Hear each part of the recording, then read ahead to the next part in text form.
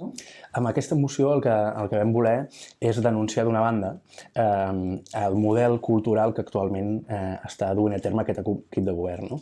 És un model cultural que per nosaltres li vam dir de pa i circ, però bàsicament el que entenem és que oblidant doncs, totes aquelles persones voluntàries que fan cultura, i que fan cultura popular, tradicional, per què? Doncs perquè els pressupostos per fer les festes doncs, són molt minsos.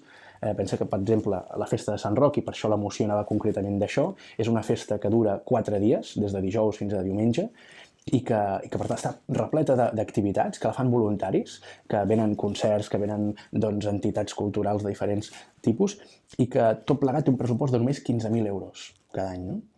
I en canvi després veiem aquests macroconcerts que s'anuncien, que no sabem què costen, però que entenem que baratos no deuen ser, segurament sobrepassen els 100 i pico mil euros, tranquil·líssimament. Veurem si l'Ajuntament d'una vegada per totes ens diu exactament, perquè ho hem demanat i insistirem, quan ha costat doncs, això. Que celebrem, d'altra banda, celebrem, s'ha de posar a rubir el mapa, és bo que vingui el 40 principal, és aquí.